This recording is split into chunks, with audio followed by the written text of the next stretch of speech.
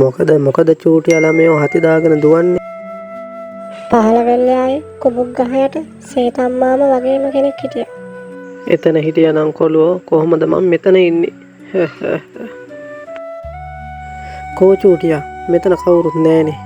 හීනයක්වත් දැක්කද මේ මහ දවාලේ? ඇත්තමයි සේතම්මාමේ මුළු ඇඟේම රත්තරන් පුරවගෙන මෙන්න මෙතන ඉඳගෙන තමයි හිටියේ. මම ඇත්තටම දැක්කා. හරි ළමයෝ. ඕකෙන් වැඩිය හිතන්න එපා. ඔයා දැන් ආපු ගමන යන්න. මාත් වෙල්යායට යනවා.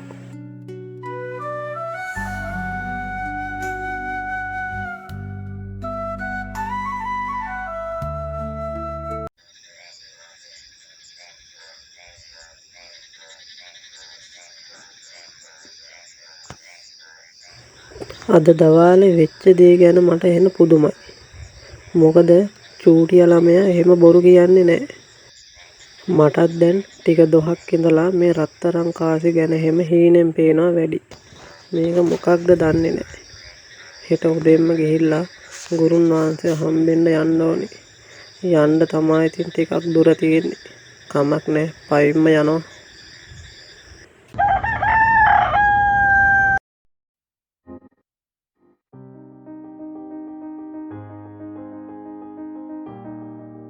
හරි මේක තමා වෙලේ ගෙදර ගුරුන් වහන්සේලාගේ ගෙදර. කතා කරලම බලන්න ඕනේ. දොර නම් ඇරලා.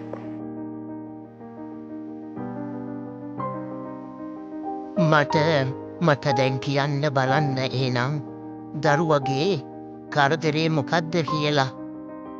මට පේන විදිහට නම් ළමයට තියෙන්නේ පරණ කෝන්දරයක් වගේ. එහෙනම් කියමු බලන්න මොකක්ද වෙලා තියෙන්නේ කියලා. මේකයි ගුරුන් වහන්සේ වෙලා තියෙන්නේ. මට දැන් ටික දොහක ඉඳලා හීනෙන් පේනවා පරණ කාලේ, ඒ කියන්නේ අතීතේ වගේ වෙච්ච සිදුවීම්. රත්තරන් කාසි රජ කාලේ රජවරු ඒ වගේ දේවල් මට හීනෙන් පේනවා. ඊයේ මම වෙල්යාවේ ඉද්දී අපේ ගමේ ළමයෙකුත් දැකලා තියෙනවා. මං වගේ වෙන මිනිස්සෙක් රත්තරන් පුරවගෙන ඒ ගහක් යට ඉඳලා තියෙනවා. මේක ගැන මට පොඩ්ඩක් කියලා දෙන්න සාමි. මම කිව්වේ ළමයෝ පරණ කෝන්තරයක් තමා කියලා. අපි වැඩි හොඳට අඳුනෙන් පොඩ්ඩක් බලමු.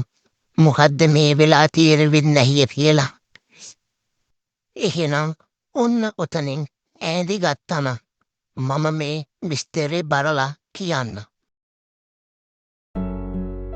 කුමරිය සනීප කරගන්න ඕනේ නම් වේද මහත්තයා කියපු විදිහට බෙහෙත් පැලෑටි හොයාගන්න වෙනවා. දැන්ම සේනාවට කියන්න ඕනේ අඬ බෙර ගහලා ගමේ හැමෝගෙන්ම විස්තර දැනගන්න කියලා. රාජ්‍ය නියෝගයක් තියෙනවා. දැන්ම රටවැසියන්ට අඬ බෙර ගහලා කියන්න ඕනේ අවශ්‍ය බෙහෙත් පැලෑටි හොයලා දෙන කෙනෙකුට රන් කහවණු 1000ක් ලබා දෙනවා කියලා. සුවාරිස් මම හිතුවේ නෑ මෙච්චර ඉක්මනට මේ බෙහෙත් පැලෑටි මට හොයාගෙන නැද්දේ කියලා. මේ රටේ හිටපු විද්දුන්ටවත් බැරි දෙයක් ඔබ දැන් කරලා තියෙනවා. ඔබට ඒ වෙනුවෙන් මම පොරොන්දු වුණ රන්කාසි 1000 දැන් ඔබට මම ලබා දෙනවා. යමු අපේ භාණ්ඩාගාරයට.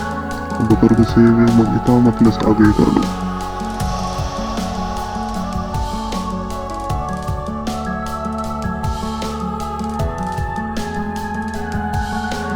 රන් කහවණු 1000ක්. මට ආය ගැල් අදින්න නම් යන්න ඕනේ. හරකත් බලාගෙන ගෙදරටලා ඉන්නවා. මේ කැලෑවේ හොර හතුරු පිරිලා.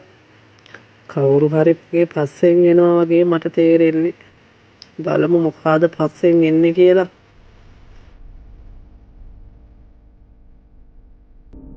කරෝලිස් අරුගාව තියෙන කහවණු ටික කොහොම හරි අපි ගන්න ඕනේ. මොකද ඌ මේ කැලේ ඕක හංගන්න බැරි නෑ. මෝ කැලේ ගැන හොඳට දන්නවානේ. මෝ කරන්නේ ගැල් අදින එක. හරි දාලාමි දෙවට නැත්නම් අපිට මල්ලා ගන්න පුළුවන් මිනිහව. උඹ ඔය මල්ල දීලා පරිස්සමට ගෙදර යනවද නැත්නම් මරුන් කනවද? උඹ බේර ගන්න උඹේ ගැල් වල එකෙක්වත් නෑ දැන් මෙතන. මොකද කියන්නේ? බල ඉඳලා වැඩක් නෑ ලාලු මහත්තයා. අපි මොව මරමු මෙතනම. මේ කැලේ සෙල්ලම් බෑ අපිත් එක්ක. මොකද කියන්නේ? මල්ල දීලා ජීවිතේ බේරගෙන රස්සාව කරගෙන ඉන්නවද? නැත්තම් අපිට කියලා මරුන් කනවද? මේ කහවණු ටික මට රජවාසලෙන් හම්බුන තෑග්ගක්. මේක මට විතරයි උරුම. මම මේක කාටවත්ම දෙන්නේ නෑ. ඵලයල්ලා මෙතනින්. ඵලයල්ලා මෙතනින්. උන්ට නම් අය මාව අල්ලන්න හම්බෙන්නේ නෑ.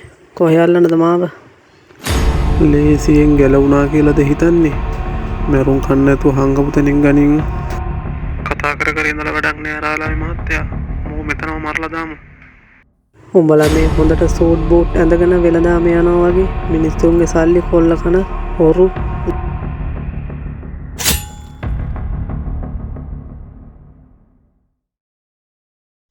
ඔන්න ඕකයි දරුව වෙලා තියෙන්නේ. රන්කාසි හංගපු තැන නම් ඉතින් මට පෙන්වෙත් නෑ. ඒත් පතාගෙන ආපු උරුමයක් නිසා තමා මේ විඩින් විඩි ඒක මේ කාර්යට දැන් ගණ්ඩ කියලා පෙන්නන්නේ. බය වෙන්න එපා.